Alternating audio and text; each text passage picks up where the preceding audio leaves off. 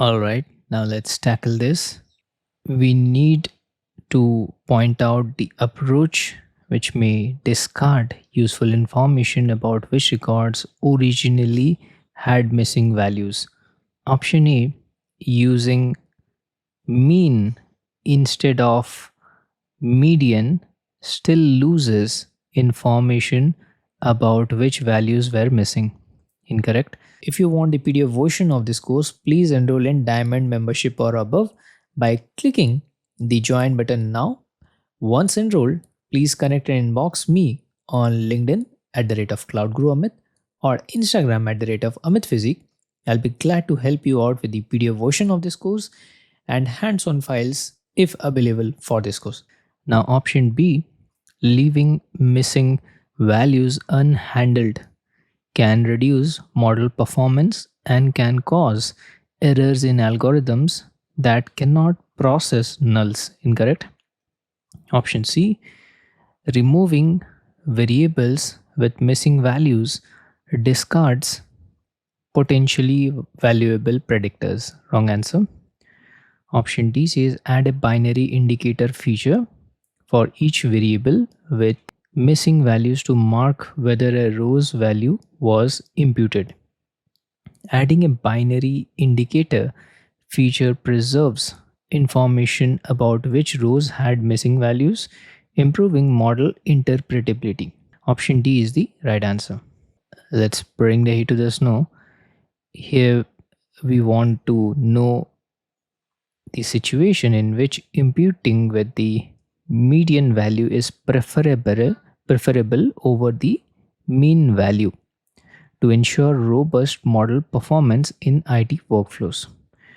Option A, categorical variables require encoding methods, not median imputation. Incorrect. Option B, Boolean variables are binary and do not benefit from median imputation. Incorrect. Option C says when the feature contain many extreme outliers. Median is robust against extreme outliers, making it suitable when features contain skewed distribution. We'll keep it. Option D, when no outliers exist, mean and median produce similar results. So median is not necessary. We'll remove it. Option C is the right answer. Okay, we need to maximize the number of fraudulent cases identified. Option A, root mean squared error, is a regression metric and doesn't apply to classification task. Incorrect. Now let's look at option B. It says precision. Precision focuses on the correctness of positive predictions but doesn't maximize the number of positives identified. Incorrect. Option D, AUCROC measures overall classification performance but doesn't emphasize capturing all positives. Wrong answer. Option D says recall.